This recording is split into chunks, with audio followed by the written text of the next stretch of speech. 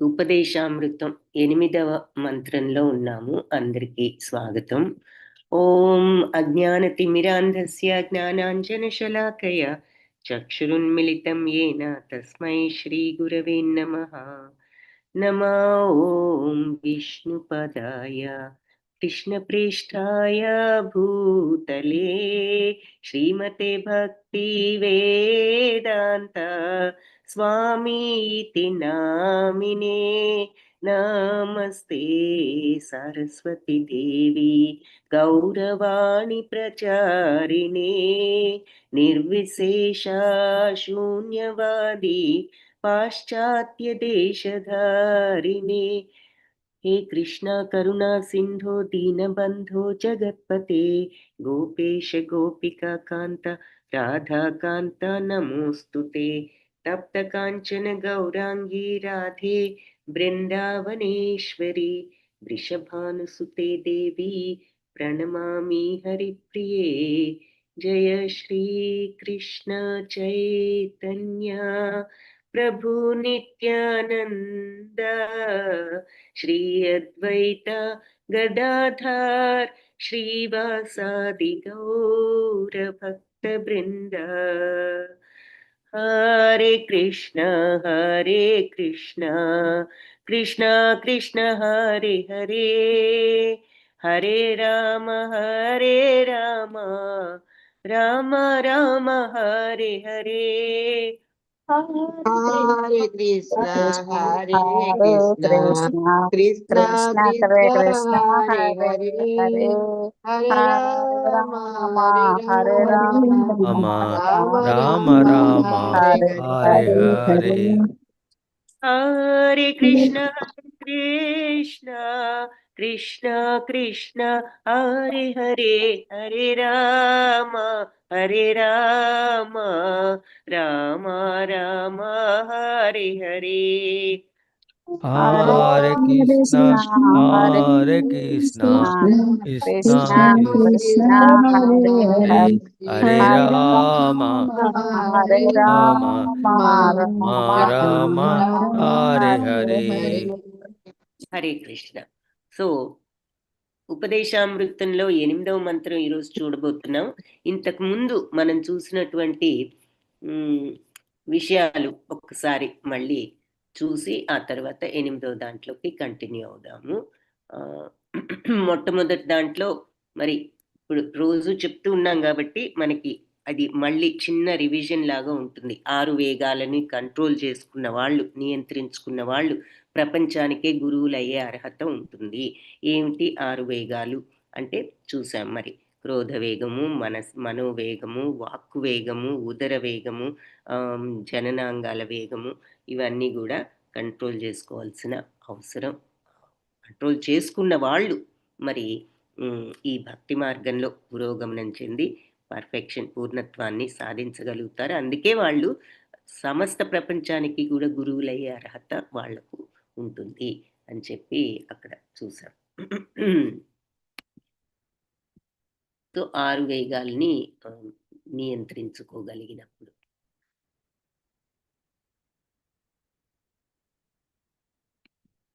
తరువాత నెక్స్ట్ మంత్రంలో ఏం చూసాము? భక్తికి అనుకూలంగాని 6 విషయాలు చూసాం.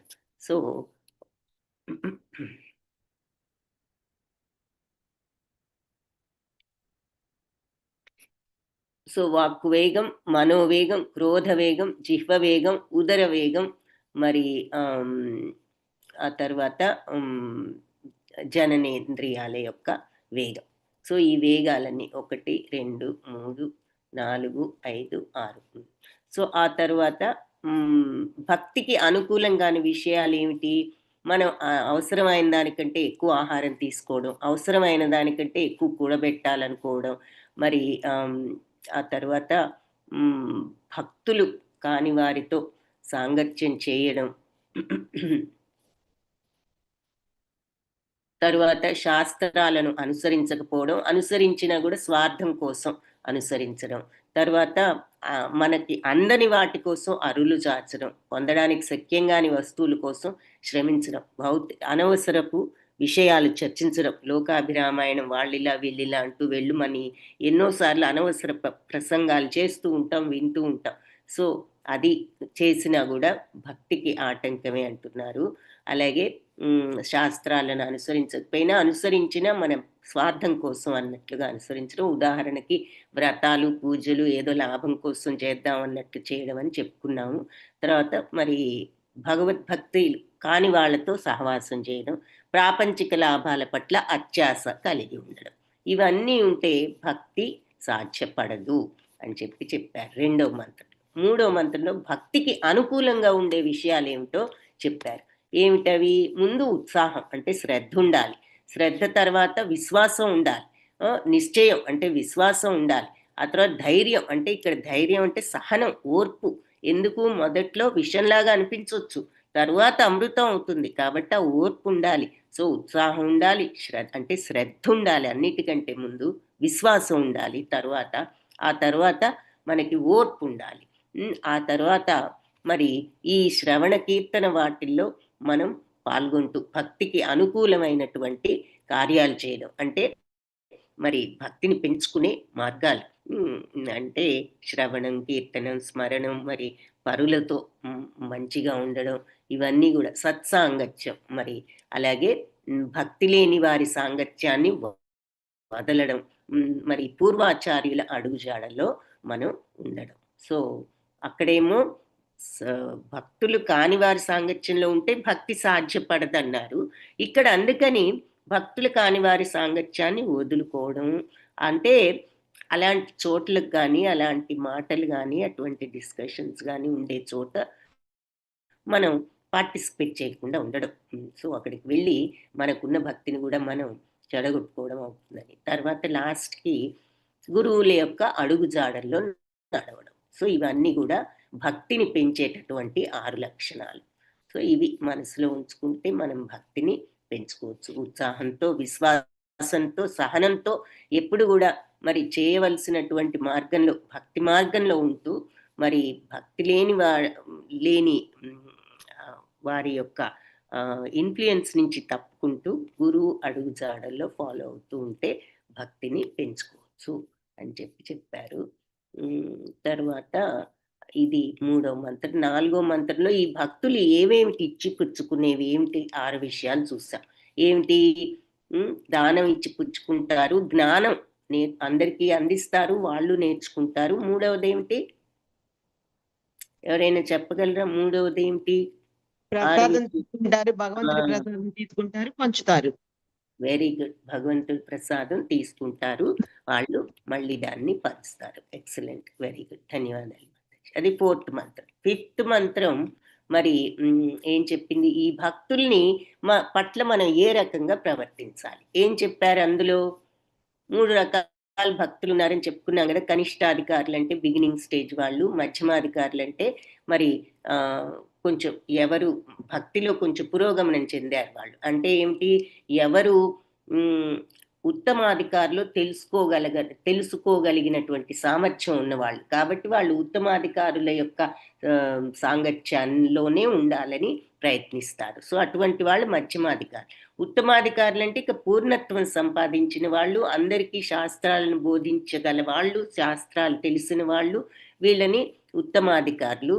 వాళ్ళ యొక్క ముఖ్యమైన క్వాలిటీ ఏమిటంటే వాళ్ళు ఎవరిలోనూ లోపాలు వెతకరు, అటువంటి స్థితికి వెళ్తారు. ఎవరిలోనూ లోపాలు వెతకని స్థితికి వెళ్ళారు అంటే మరి ఇక వాళ్ళు ఎంత ఉత్తములో మనం అర్థం చేసుకోవచ్చు. ఎందుకంటే ప్రతి వాళ్ళు మనమే రైటు అంటే అహంకారం లేని వాళ్ళు అన్నమాట ఇక వాళ్ళు.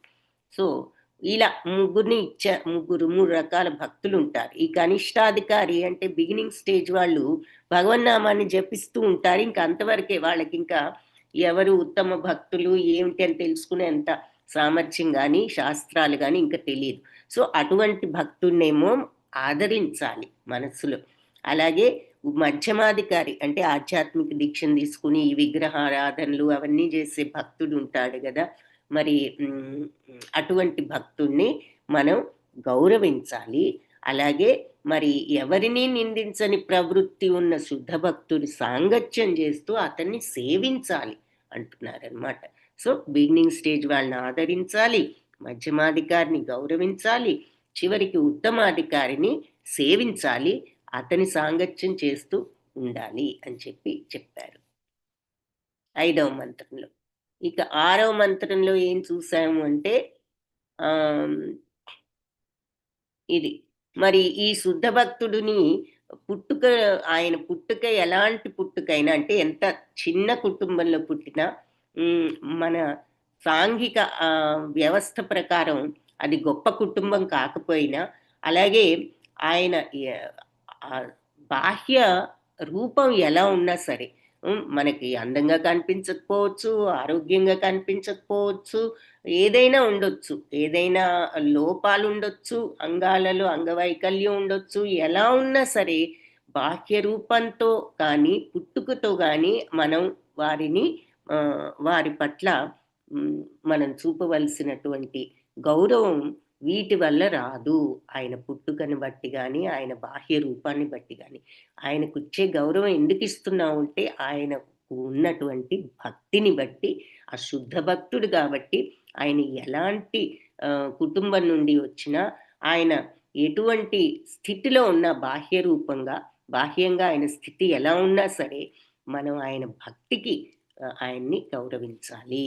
ఎగ్జాంపుల్ ఏం చెప్పుకున్నాం, గంగా జలం మరి వర్షాకాలంలో బురదగా ఉన్నా కూడా దాని పవిత్రత ఎక్కడికి పోదు అని చెప్పి, అప్పటికి కూడా అయినా సరే ఆ నీటిలో మనం కనుక తాకినట్లయితే మన పాపాలన్నీ పోతాయి. కాబట్టి గంగా నది ఎలా ఎటువంటి స్థితిలో అయినా పవిత్రంగానే ఉంటుందో, ఈ శుద్ధ భక్తుడు బాహ్య రూపం ఎలా ఉన్నా కూడా అతను పవిత్రుడే. కాబట్టి ఎప్పుడు వాళ్ళ యొక్క బాహ్య రూపం బట్టి మనం వాళ్లకు గౌరవం ఇవ్వకూడదు, వాళ్ళ భక్తిని చూసి గౌరవం ఇవ్వాలి అన్నది 6వ మంత్రం.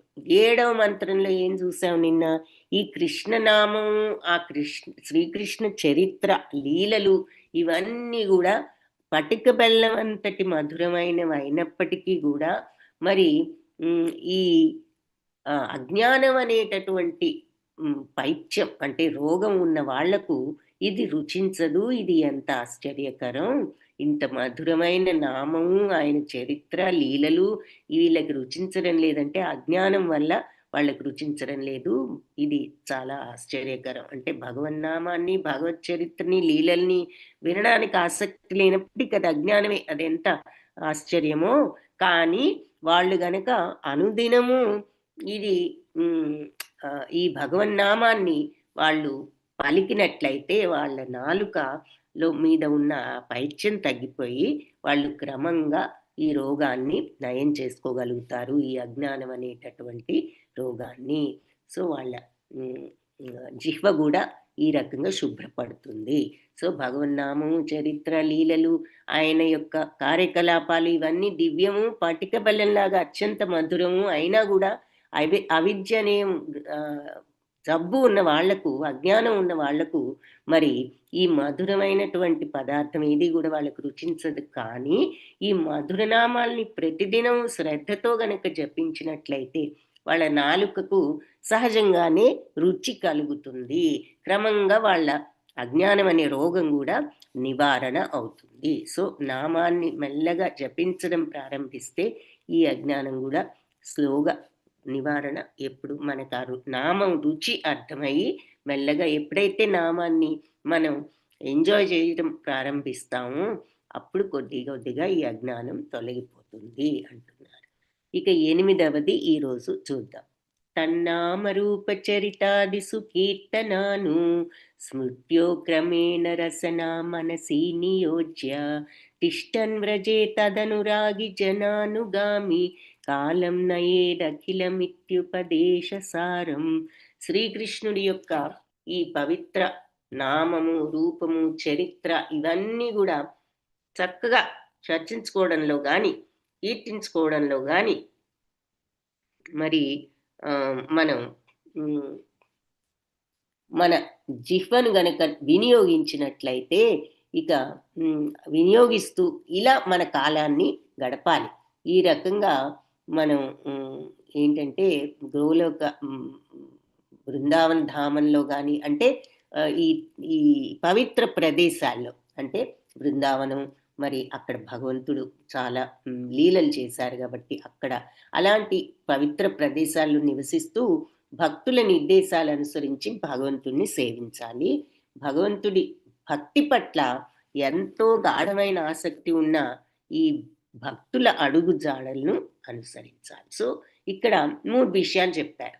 ఒకటి ఏమిటంటే ఇలా నామజపం చేస్తూ లేదా భగవంతుడి యొక్క గుణలీలలను స్మరిస్తూ కీర్తనలు, మరి అంటే మనం శ్రవణం, కీర్తనం, స్మరణం చేసుకుంటూ క్రమంగా మన జిహ్వను వీటిల్లో ఉపయోగిస్తూ మనం సమయాన్ని గడపాలన్నది ఫస్ట్ పాయింట్ చెప్పారు. శ్రవణ, కీర్తన, స్మరణలు చేస్తూ ఉండండి.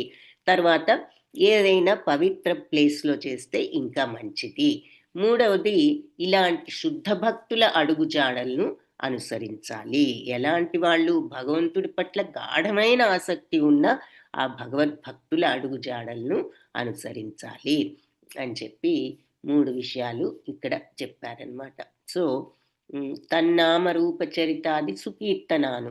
సో అంటే తన్నంటే ఆ భగవంతుడి యొక్క నామము, రూపము, చరిత్ర అంటే ఆయన లీలలు, సుకీర్తన చక్కగా అవన్నీ కూడా చక్కగా మనం కీర్తించడంలో, అనుస్మృత్యో అంటే స్మరించడంలో, కీర్తన అనుస్మృత్యో స్మరించడం, క్రమేణ రసన మనసి నియోజ్య క్రమంగా మన మనస్సు, జిహ్వ కూడా దాంట్లో వినియోగించి తిష్టన్ వ్రజే తిష్టన్ అంటే నివసిస్తూ ఉండటం. ఎక్కడ? వ్రజే తదనురాగి జనానుగామి. సో బృందావనంలో తత్ అనురాగి జన అనుగామి అంటే భగవంతుడి పట్ల అనురాగం ఉన్న జనాలను మనం అనుసరిస్తూ, కాలం అన్నారు, కాలాన్ని నయేత్ ఉపయోగించాలి. అఖిలం అంటే సమస్తమైన ఇతి అని ఉపదేశ సారం. ఇది ఉపదేశ ఆదేశము లేక ఉపదేశ సారాంశము అంటున్నారు. సో సర్వోపదేశ సారాంశం అన్నమాట. ఏమిటి? భగవంతుడి నామకీర్తన లీలల్లో మనం మనస్సును వినియోగించి ఉండడం, ఆ తర్వాత బృందావనం లాంటి పవిత్ర ప్రదేశాల్లో ఉండడం, ఆ తర్వాత మరి ఈ తదనురాగి జనాను ఆ భగవంతుడి మీద అనురాగం ఉన్న జనులను అనుగామి అంటే అనుసరించడం. ఈ రకంగా కాలాన్ని గడపడమే అఖిలం ఇత్యుపదేశ సారం. సర్వ ఉపదేశ సారం కూడా ఇదే అంటున్నారు. అంటే ఇట్లా సరి అయిన మార్గంలో ఉండడం, భగవద్భక్తితో భగవంతుడి మీద శ్రవణ కీర్తనలతో పవిత్ర ప్రదేశాల్లో సరి అయిన భక్తులను అనుసరిస్తూ చెడు అనుసరణలు ఆపేసి సరి అయినటువంటి పరమ భక్తులు ఉన్నప్పుడు వాళ్ళని అనుసరిస్తూ జీవనాన్ని గడపాలి అంటున్నారనమాట. సో ఇక్కడ మరి మనస్సు అనేది శత్రువుగాను మిత్రుడుగాను కూడా ఉండొచ్చు అని మనం భగవద్గీతలో చూస్తాం. అంటే మనం చెప్పినట్టు వింటే మిత్రుడు, అది చెప్పినట్లు మనల్ని అది చెప్పినట్లు వినేటట్టుగా చేస్తే అప్పుడు మనకి శత్రువు అవుతుంది. కాబట్టి మనస్సును మిత్రుడిగా చేసుకునే ట్రైనింగ్ ఇవ్వాలి, శిక్షణ ఇవ్వాలి మనం. ఎందుకు అంటే మరి భగవత్ సేవలో మనం సర్వదా కూడా నిమగ్నమై ఉండేటట్లు మనస్సుకు మనం శిక్షణ ఇవ్వడమే ఈ ప్రయత్నం అంటున్నారనమాట. సో ఈ జన్మకే కాకుండా మరి పూర్వజన్మలకు కూడా చెందిన ఎన్నో స్మృతులు ఉంటాయి మనస్సులో. మీకు గుర్తుంటే గనక భగవద్గీతలో గాలి వాసనలు మోసుకుపోయినట్లు మనం కూడా మనకున్న స్ట్రాంగ్ ఫీలింగ్స్, భావాలు అన్నీ కూడా నెక్స్ట్ జన్మలో కూడా తీసుకువెళ్తాం అని చెప్తూ ఉంటారు, అక్కడ చెప్పారు మనకి. కాబట్టి మనకున్నటువంటి ఈ స్మృతులు, మెమరీస్, మన యొక్క అభిప్రాయాలు ఇవన్నీ కూడా ఈ జన్మ యొక్క అనుభవాలే కాదు, ఎన్నో జన్మల స్మృతులతో కలిసి ఉన్నాయి. కాబట్టి ఈ స్మృతులు ఒకదానితో ఒకటి కలిసిపోయి ఒక్కోసారి మనకి విరుద్ధమైన ఆలోచనలు కలిగిస్తూ ఉంటాయట. అందుకని మనకి ఈ మనోచింతన కలుగుతూ ఉంటుంది ఈ ఫీలింగ్స్ అన్నిటి వల్ల. జలసీలు, ఆందోళనలు, కోపాలు ఇవన్నీ వస్తూ ఉంటాయి. సో ఇది మనకి ప్రమాదకరం కావచ్చు. కాబట్టి ఈ మనస్తత్వ శాస్త్రకు చెందిన విద్యార్థులు కూడా, అంటే సైకాలజీవి చదివే వాళ్ళు కూడా మనసుకు సంబంధించిన ఈ చేంజెస్ వాళ్ళకు కూడా తెలుసు. అందుకే కదా సైకియాట్రిస్టులు, సైకాలజిస్టులు ఈ రకంగా ఉంటే ఏదో సలహాలు అవి చెప్తూ ఉంటారు.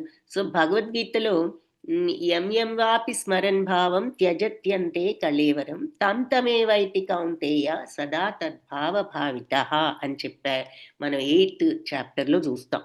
సో అంటే ఏమిటి, ఏ ఏ భావాలతో త్యజత్యంతే కళేవరం ఈ శరీరాన్ని వదులుతాము, తం తమేవైతి కౌంతేయ దానికి తగ్గదే కౌంతేయ, ఆ భావాలకు తగ్గ స్థితియే మనకు వస్తుంది. సో దేహాన్ని వదిలేప్పుడు మనిషి ఏ భావాలతో మనం ఆలోచిస్తూ ఈ దేహాన్ని వదులుతాము, ఆ భావాలతోనే మళ్ళీ పుడతాం అనమాట. ఆ భావాలనే మళ్ళీ పొందుతాడంటే అలాంటి ఫీలింగ్స్ తోనే మళ్ళీ పుడతారు. సో ఇది ఒక సీరియల్ లాంటిది అనమాట మన జనన మరణ చక్రం. మనం ఏ థాట్స్ తో అయితే వెళ్ళిపోతామో మళ్ళీ అదే థాట్స్ తో మళ్ళీ తిరిగి వస్తాం.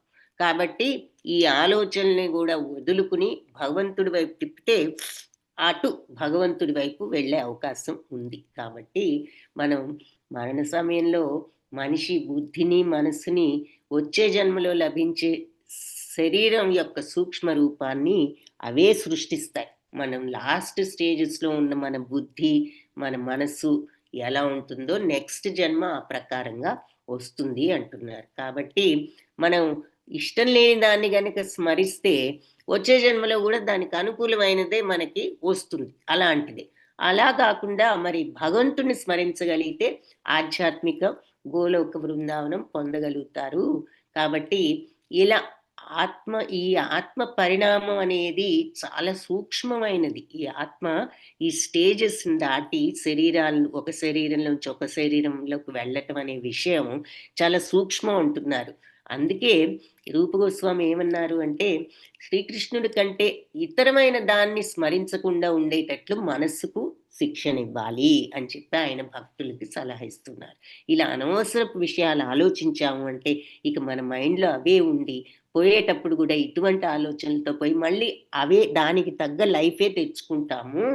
కాబట్టి మనం భగవంతుడి గురించే మాట్లాడేటట్లు, భగవంతుడి ప్రసాదాన్ని స్వీకరించేటట్లు, అలాగే జిహ్వకు కూడా భగవంతుడి గురించే మాట్లాడే ఇంట్రెస్ట్ మనం కలిగించాలి అంటున్నారనమాట.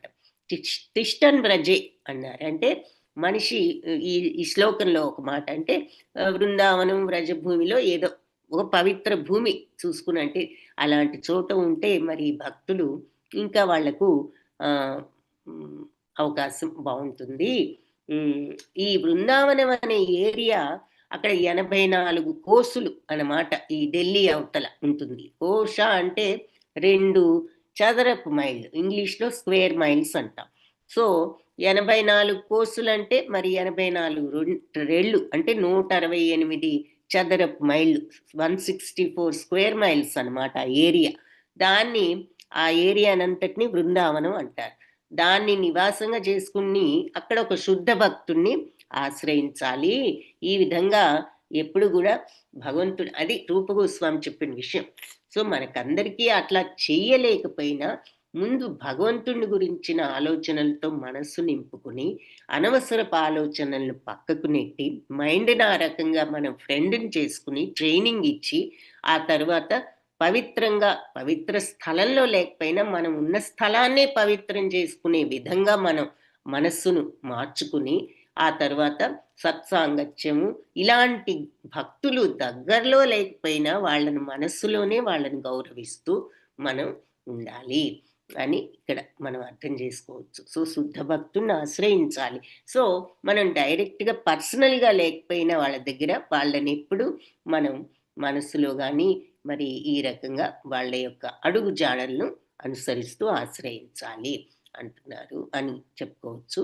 అలాగే రూప గోస్వామి ఈ విషయాన్ని భక్తి రసామృత సింధువులో ఇంకొంచెం డీటెయిల్డ్గా చెప్పారు. ఏమని అంటే, భక్తుడు ఈ దివ్యమైన వ్రజధామంలో నివసిస్తూ కృష్ణం స్మరం జనం చాస్య ప్రేష్టం, శ్రీకృష్ణుడు ఆయన ప్రియ సహచరులను ఎల్లప్పుడూ స్మరిస్తూ ఉండాలి.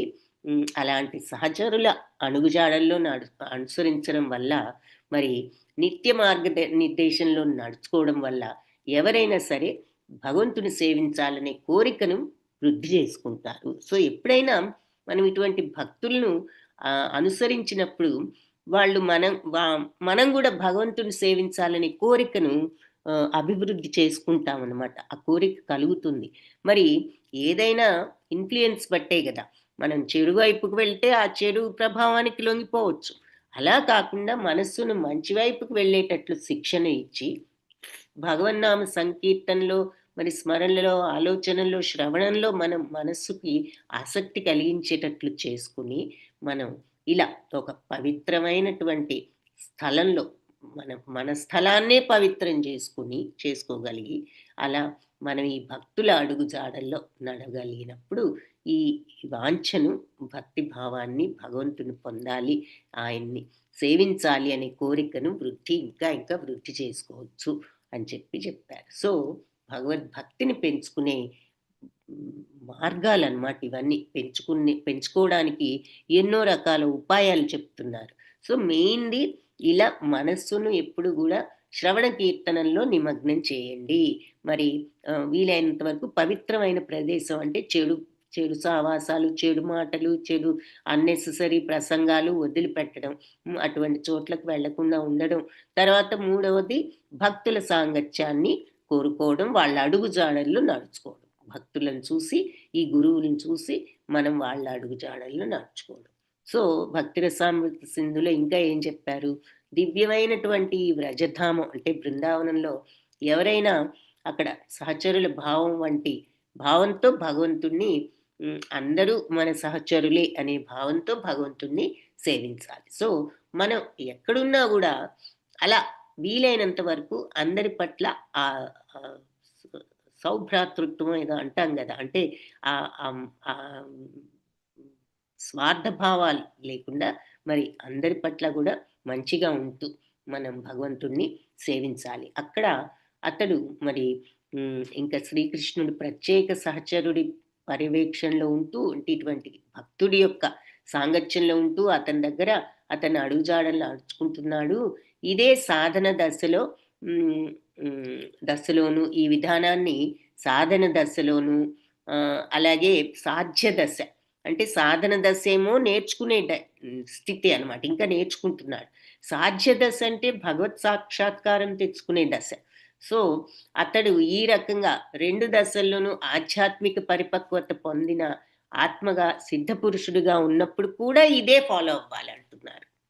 నేనేదో చాలా ప్రోగ్రెస్ అయిపోయాను, చాలా అభివృద్ధి సాధించాను, ఇక నేను బృందావనంలో ఉన్నా ఎక్కడున్నా పర్వాలేదు, నేను వీళ్ళందరి శుద్ధ భక్తుల్ని అడుగుదాడల్లో నడవాల్సిన అవసరం లేదు, ఇక నాకు పర్ఫెక్షన్ వచ్చేసిందని అనుకోకూడదు.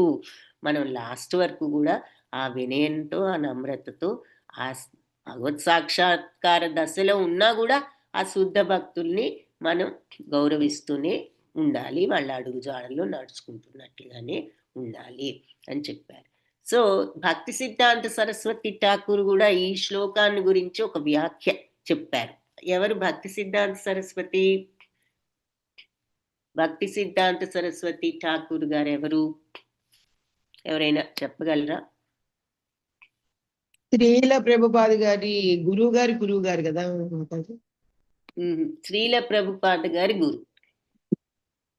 శ్రీల ప్రభుపాద గారి పైన భక్తి సిద్ధాంత సరస్వతి. ఆయన గురువు జగన్నాథ దాస్ బాబాజీ అని. ఆయన గురువు ఎవరంటే భక్తి వినోద ఠాకూర్. ఈ భక్తి వినోద ఠాకూర్ కుమారుడే ఈ భక్తి సిద్ధాంత సరస్వతి. అయితే ఆయన డైరెక్ట్గా ఆయన శిష్యుడిగా కాకుండా జగన్నాథ్ దాస్ బాబాజీ గారి శిష్యుడిగా కొడుకును చేశారు. ఆ జగన్నాథ్ దాస్ బాబాజీ ఆయన శిష్యుడు, భక్తి వినోద ఠాకూర్ శిష్యుడు అనమాట.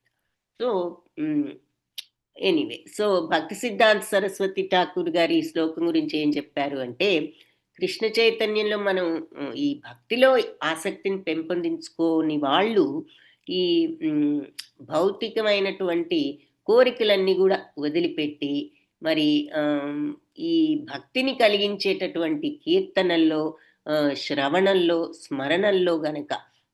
స్మరణల్లో వీటన్నిటిని కూడా చేస్తూ మనస్సుకు శిక్షణ, అంటే భక్తులు కాని వాళ్ళు ఈ శ్రవణ కీర్తన స్మరణలన్నీ ఫాలో అవుతూ మనస్సును ఆ రకంగా ట్రైన్ చేయాలి, మనస్సుకు ఆ రకమైన శిక్షణ ఇవ్వాలి అంటున్నారు. భక్తి లేని వాళ్ళందరూ భక్తి నేర్చుకోవాలంటే వినండి భగవంతుడి గురించి, పాడండి, కీర్తన చేయండి భగవంతుడి గురించి, స్మరించుకోండి భగవన్నామాన్ని. ఈ రకంగా మీరు మనస్సుకు శిక్షణ ఇవ్వండి. అప్పుడు మీకు స్లోగా భక్తి పెరుగుతుంది. ఈ విధంగా ఇలాంటి విషయాల్లో మీరు గనక అభిరుచి పెంచుకున్నారు అంటే తర్వాత మరి పవిత్ర భూముల్లో అంటే బృందావనం లాంటి ప్రాంతంలో గనక మీరు ఇంకా వెళ్ళి ఆ తర్వాత ఉన్నారు అంటే ఇక నిరంతరం భగవన్నామాన్ని శ్రవణం చేస్తూ స్మరిస్తూ ఇలా ఉన్నప్పుడు ఈ భక్తుల సాంగత్యంలో ఇదే భక్తిని పెంచుకునే దానికి అవకాశం అంటున్నారనమాట. భక్తి అలవర్చుకోవటానికి సర్వోపదేశాలు కూడా ఇదే చేయమని చెప్పాయి. సో అంటే భగవన్నామాన్ని శ్రవణం చేయండి, వినండి, స్మరించండి. ఆ తర్వాత ఒక పవిత్రమైన ప్లేస్లో అంటే మనం అందరం ఇంకా వదిలిపెట్టేసి వెళ్ళి బృందావనం వెళ్ళి ఉండాలా అనే ప్రశ్న వస్తే ఇక్కడ అర్థం ఏమిటంటే మనం ఈ పవిత్రత లేని చోటును అవాయిడ్ చేసినా చాలు. మనం ఉన్న స్థలాన్నే పవిత్రం చేసుకోవడం అంటే పవిత్ర మార్గంలో ఉంటూ ఈ గురువులు ఈ శుద్ధ భక్తుల అడుగుజాడల్ని అనుసరిస్తూ ఉన్నప్పుడు భక్తిని పెంచుకోవచ్చు. సో ఇదే అన్ని ఉపదేశాలు కూడా ఇదే చెప్పాయి, భక్తిని పెంచుకుంటానికి ఇదే మార్గం అంటున్నారు. పవిత్రంగా ఉండడం అంటే మరి అందరితోనూ మంచిగా ఉండడం, అందరిలోనూ చెడు చూడకుండా ఉండడం. మనం చూసాం కదా ఉత్తమాధికారుల లక్షణం, ఎవరిలోనూ లోపాలు వాళ్ళు వెతకరు, ఎవరిని విమర్శించరు అని. అటువంటి స్వభావంతో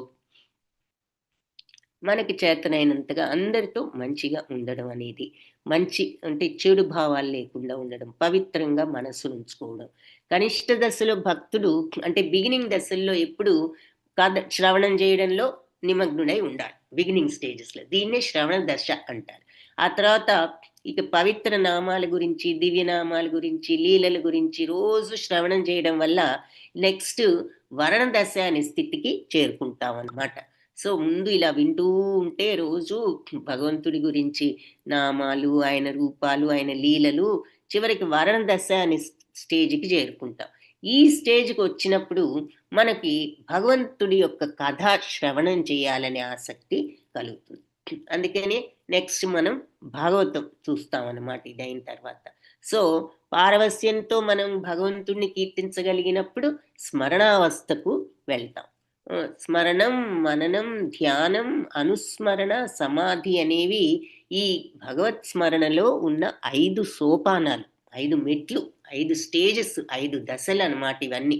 ముందు స్మరణం, ఆ తర్వాత మననం, ఎప్పుడు భగవంతుణ్ణి మనసులో గుర్తు చేసుకోవడం, ధ్యానం, ఆయన మీద ధ్యానం, అనుస్మరణ, ఆ తర్వాత సమాధి అంటే అప్పుడు అది యోగా స్టేజ్. భగవంతుడి యొక్క ఆ మైండ్తో మన మైండ్కి కనెక్షన్ వచ్చే స్టేజ్. అంటే భగవత్ తత్వం ఏమిటో మనకు కూడా కలిగే స్టేజ్ అన్నమాట. ఏమిటి భగవత్ తత్వం? సచ్చిత్తానంద తత్వం అంటే శుద్ధతత్వం, ఈర్ష్యాసూయలకు అతీతమైన తత్వం, త్రిగుణాలకు అతీతమైన తత్వం, ప్రేమతత్వం, నిష్కల్మష ప్రేమతత్వం, ప్యూర్ లవ్ అన్నమాట. అది భగవంతుడి యొక్క తత్వం. అటువంటి రాగద్వేషాలకు అతీతమైన స్థితికి వెళ్ళగలిగినప్పుడు ఆ శుద్ధ తత్వానికి, ఆ ప్యూర్ లవ్ అనేటటువంటి సచ్చిత్తానంద స్టేజ్కి మనం వెళ్ళినప్పుడు భగవంతుడి యొక్క ఆ తత్వంతో మనం కనెక్షన్ పెట్టుకున్నాము అని అర్థం. ఇది ఆ క్లీన్ అయినప్పుడు, అంత శుద్ధంగా మనస్సు అయినప్పుడు మన హృదయం భగవంతుడితో కనెక్ట్ అవుతుంది. ఎందుకంటే ఒకే రకంగా ఉన్న వస్తువులు ఎలా కలిసిపోతాయో మన మైండ్ భగవంతుడి మైండ్ అంత క్లీన్ మనం చేసుకోగలిగినప్పుడు, అంత పవిత్రం చేసుకోగలిగినప్పుడు, మరి భగవంతుడు పవిత్రుడు, నిష్కల్మషుడు, త్రిగుణాతీతుడు, గుణాతీతుడు అని మనం చూస్తాం. నిత్య శుద్ధ బుద్ధ తత్వం భగవంతుడిది. కాబట్టి అంతటి శుద్ధత్వాన్ని మనం తెచ్చుకోగలిగినప్పుడు మరి అలా తెచ్చుకున్న వాళ్ళు భగవంతుడితో కనెక్ట్ అవుతారు. ఆ తర్వాత కొన్నిసార్లు మరి ప్రారంభంలో ఈ స్మరణ సో 5 సోపానాలు చూసాం. స్మరణం, మననం, ధ్యానం, అనుస్మరణ, సమాధి. ఇవి మొదట్లో ఈ స్మరణ స్టేజ్లో ఉన్నప్పుడు మనకు ఆటంకాలు చాలా ఏర్పడుతూ ఉండొచ్చు. కానీ తరువాత అది మెల్లమెల్లగా అంతా కూడా నిరాటంకం అయిపోతుంది. మనం కంటిన్యూ అయితే పేషెన్స్ మరియు శ్రద్ధ, నమ్మకం, విశ్వాసం, తర్వాత సహనం అని చూసాం కదా. అవి వాటితో మనం ఈ ఈ శ్రవణ కీర్తనలు స్మరణలు చేసినప్పుడు నిరాటంకంగా సాగిపోతుంది. తర్వాత ఈ స్మరణం నిరాటంకంగా సాగినప్పుడు అది నిశ్చలం అవుతుంది. దాన్నే ధ్యానం అంటారు. ఇలా ధ్యానం స్థిరమైనప్పుడు దాన్నే అనుస్మృతి. ఆ ధ్యానంలో మనం స్థిరపడగలిగినప్పుడు అది అనుస్మృతి. ఇలా నిరాటంకమైన అనుస్మృతి వల్ల భక్తుడు చివరికి సమాధి దశకు వెళ్తాడు. సో స్మరణ దశ లేక సమాధి దశ ఇవి సంపూర్ణం అయినప్పుడు ఇక సహజ స్థితిని అవగాహన చేసుకుంటాడు. ఏమిటా సహజ స్థితి? మనం పుట్టినప్పుడు మన ఆత్మ సచ్చిదానందం. ఆత్మ ఎప్పుడు సచ్చిదానందమే. పుట్టినప్పుడు మనకు ఆ సచ్చిదానంద స్థితి ఉన్నది. క్రమేణా ఈ భౌతికత్వంతో మనం కలుషితం అయిపోయాం. కాబట్టి ఈ సమాధి దశలో గనక మనం సంపూర్ణ స్థితిని సాధించగలిగితే, సంపూర్ణత్వాన్ని, సహజ స్థితికి మనం వెళ్తాము. అది సహజ స్థితిని అర్థం చేసుకుంటాం. ఆ సమయంలో తనకి భగవంతుడికి గల ఆ శాశ్వత సంబంధాన్ని స్పష్టంగా సుస్పష్టంగా తెలుసుకుంటారు. దీనినే సంపత్తి దశ. ఇదే జీవితంలో పరిపూర్ణ స్టేజ్. చెప్పుకున్నాం కదా, ఆ సచ్చిదానంద తత్వం మనకి ఈ రకంగా సహజ స్థితి అవగాహన అవుతుంది.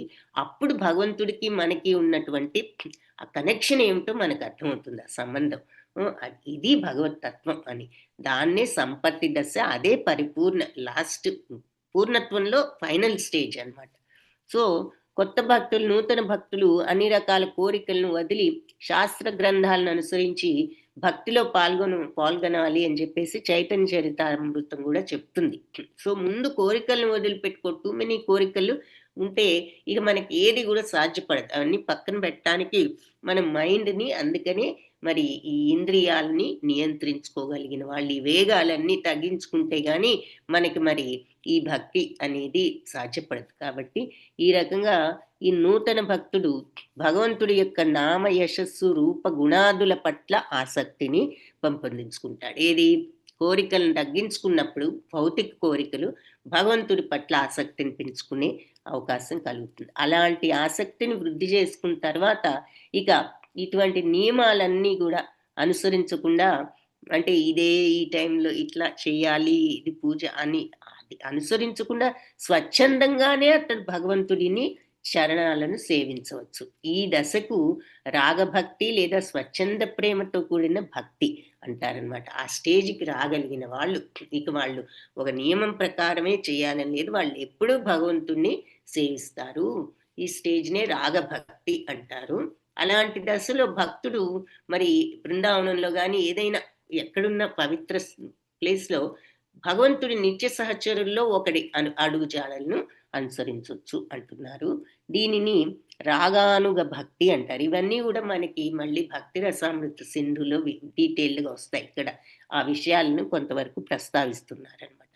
సో రాగానుగ భక్తి కానీ శాంతరస రూపంలో, ఈ రాగానుగ భక్తిని శాంతరస రూపంలో నిర్వహించవచ్చు. అలాగే ఈ శాంతరసం, మాధుర్య రసం ఇవన్నీ కూడా మళ్ళీ చూస్తాం అక్కడ. మాధుర్య రసం అంటే భగవంతుని మీద ప్రేమతో, ఉదాహరణకు గోపికలు. వాత్సల్య రసం అంటే భగవంతుని పుత్రుడుగా, ఉదాహరణకు నంద యశోదులు. అలాగే సఖ్య రసం అంటే భగవంతుడి మీద మిత్రుడిగా భగవంతుని ప్రేమించడం, ఉదాహరణకు అర్జునుడు. దాస్య రసం సేవకుడిగా భగవంతుని సేవించడం, హనుమాన్జీ ఎగ్జాంపుల్స్ అన్నమాట. అట్లా శాంతరసం. సో ఇవన్నీ కూడా మరి రకరకాల రూపంలో రకరకాల ఫీలింగ్స్తో భగవంతుణ్ణి సేవించడం. సో ఈ రాగానుగ భక్తి శాంతరస రూపంలో రాగానుగ భక్తి నిర్వహించవచ్చు అంటున్నారు. అప్పుడు భక్తుడు శ్రీకృష్ణుని గోవులుగా కానీ, లేదా ఆయన దండం కానీ, చేతిలో వేణువుగా కానీ, ఆయన మెడ చుట్టూ ఉండే పూలమాలగా కానీ ఉండాలని కోరుకుంటారు ఈ శాంత భావంలో ఉన్న భక్తులు. అంటే నేను ఆయన చేతిలో వేణువుగాను, ఆయన చేతిలో దండ ఉంటుంది కదా, మరి గోవుల కాపరికి ఆ దండ అవ్వచ్చు, లేదా నేను ఆయన గోవుగా ఉండొచ్చు, ఆయన మాలగా పూలమాలగా ఉండాలి అని కోరుకుంటారు శాంతరసంలో ఉండేవాళ్ళు. దాస్యరసంలో ఉండే భక్తుడేమో మరి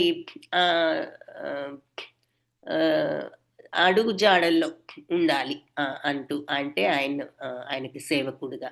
అలాగే స్నేహంతో సఖ్యరసంలో ఉండేవాళ్ళు బలరాముడిగా కానీ, అలా సుధాముడు మరి కుచేలుడు ప్రియమిత్రుడు కదా, అలా భగవంతుడికి మిత్రుడు కావచ్చు. మరి బలరాముడు కూడా అన్న అయినా కూడా వాళ్ళిద్దరు ఎంతో ఫ్రెండ్స్గా ఉండేవారు. అలాగే వాత్సల్య భక్తి యశోదానందుల్లాగా, శృంగార ప్రేమ లక్షణాలు గల మాధుర్య రసంలో రాధారాణిలాగా కానీ, ఆమె చెలికత్తెలైన లలిత వీళ్ళున్నారు కదా, 8 ముఖ్య గోపికలు వాళ్ళలాగా కానీ ఉండొచ్చు. ఇది భక్తుల భక్తి విషయంలో సర్వ ఉపదేశాలు ఇదే చెప్తాయి. అంటే ఏదో ఒక రసం మనం తీసుకోవచ్చు, దాన్ని రాగానుగ భక్తి అని అంటారు అని చెప్పి చెప్తున్నారు. అంటే ఈ స్టేజెస్లో ఇలాంటి భక్తిలో ఉన్న వాళ్ళు నియమ నిబంధనల ప్రకారం ఈ టైం పూజ టైం కానీ చేయకపోయినా వాళ్ళు ఎప్పుడూ భగవంతుణ్ణి పూజిస్తూనే ఉంటారు అని చెప్పి చెప్తున్నారు అనమాట. సో ఇది మనకి ఈరోజు మనం చూసిన 8వ మంత్రం. సో వాంఛాకల్పతరుభ్యశ్చ కృపా సింధుభ్య ఏవ చ పతితానాం పావనేభ్యో వైష్ణవేభ్యో